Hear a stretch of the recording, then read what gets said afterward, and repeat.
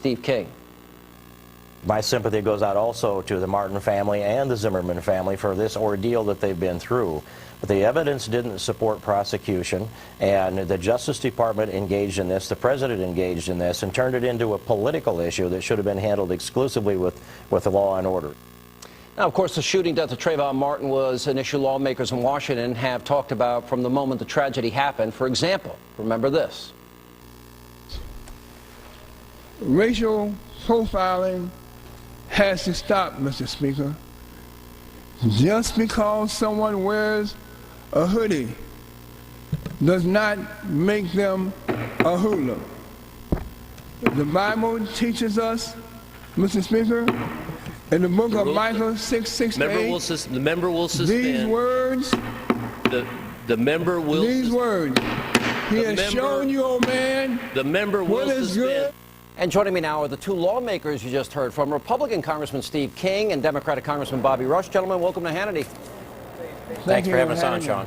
Congressman Rush, let me start with you. You said in that piece here, racial profiling has to stop. Just because someone wears a hoodie doesn't make them a hoodlum. Do you have any evidence in the Zimmerman case that proves that or suggests that? Well, yes. Trayvon Martin was not a criminal, had not been charged at all with a crime, but yet and still today we can all agree that he is a young dead black boy, teenager, who was killed by a guy who was not a law enforcement officer, did not attempt to arrest him at all, but Trayvon is laying in his grave now. Well, and so sir, he was not a hoodlum. There's no indication, not even any accusations that he's a hoodlum.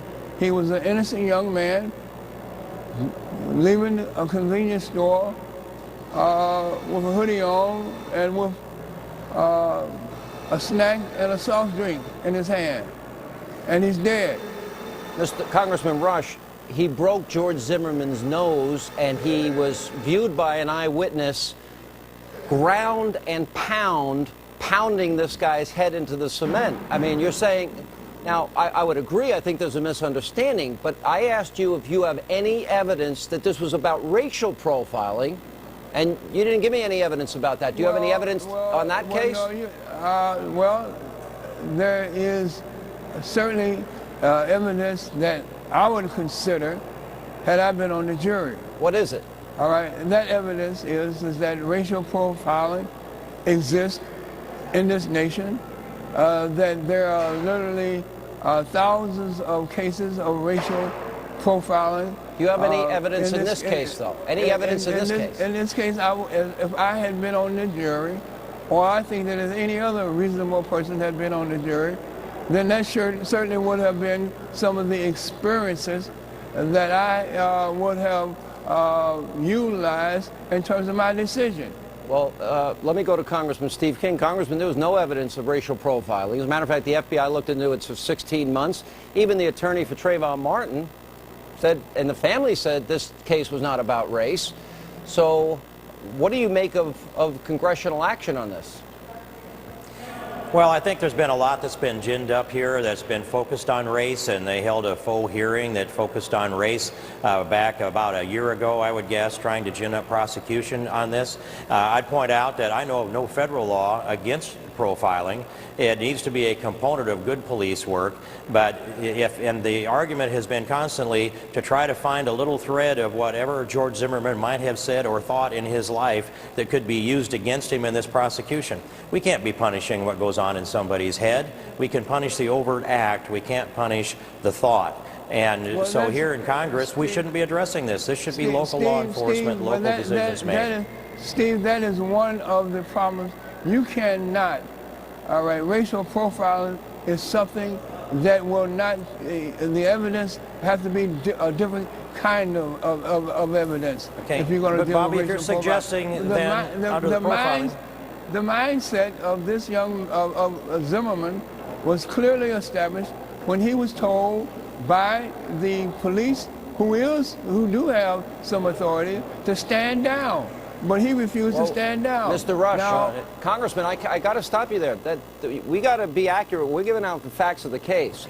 The operator said, "Where is he now?" And then I interviewed George Zimmerman. He said as soon as the guy said, "We don't need you to follow him," he was going back to the car. And then he had a broken nose, and then an eyewitness that showed Trayvon beating him. You keep kind of glossing over that fact. Why? Why do you gloss over that? Well, the fact is, I'm not glossing over any fact here. The fact is that Trayvon Martin is dead.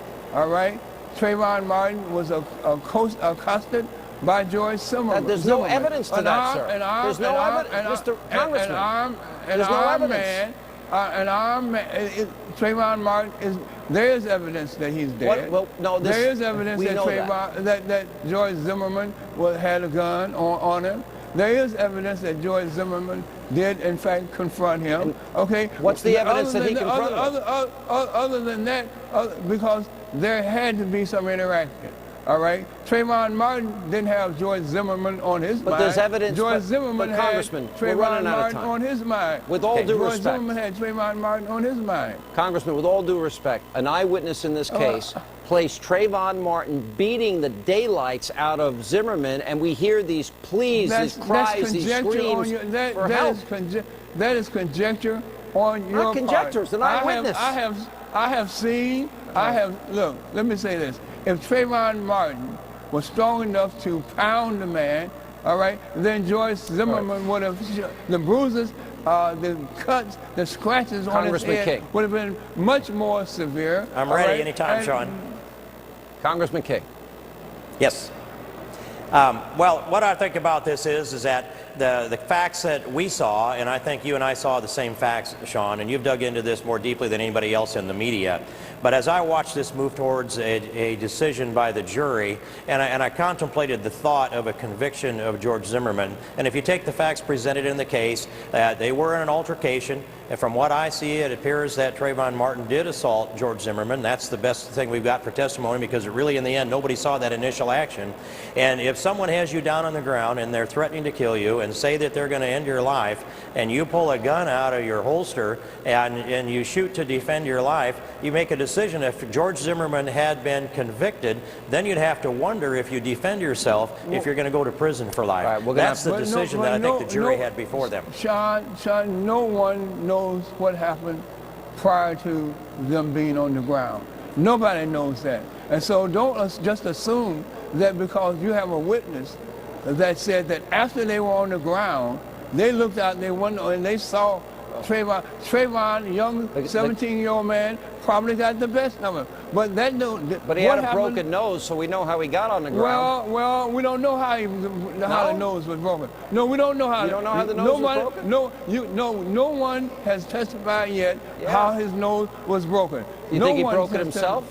Well, he could have broken it when he first surrounded Trayvon and grabbed Trayvon. He could have hit Trayvon's shoulder and broke anything. You think he hit his shoulder, and that's how he broke his nose? He could have broke his nose on the sidewalk. He fell down and broke anywhere. his nose. He might have broke his nose even before he met Trayvon. Nobody knows. Nobody Sean, knows how he broke it. The jury has rejected all of these arguments that Mr. Rush is giving right now. They rejected them all. And where this discussion now needs to go is George Zimmerman going to be subjected to double jeopardy by the Justice Department that is appearing to continue to politicize this case? They sent people from the Justice Department down to Florida to gin up demonstrations to try to bring about a prosecution of George Zimmerman. We should not politicize the law and justice system in this country. It needs to be objective, and it needs to be detached. And he should not be subjected to double jeopardy because of a political movement on the part of the Justice Department. Here. Let me just say this. If Trayvon Martin had been a young white teenager, and George Zimmerman had been a black man, George Zimmerman would be in jail today. Let me ask you a question. Does it matter to you, Congressman Rush? No doubt about it. Does it matter to you does it matter to you, Congressman Rush, that there's a mountain of evidence that shows that George Zimmerman, he tutored minority children, black children for free in his spare time. He took a black woman to his prom. He stood up for a black homeless man against the Sanford police. In other words, there's no evidence of any racial animosity in this man's heart. Why do you ignore that? There is because this man, it came out of his mouth. What came out of his mouth? He stereotyped, and this is what... What did he say? This racial stereotyping is all about.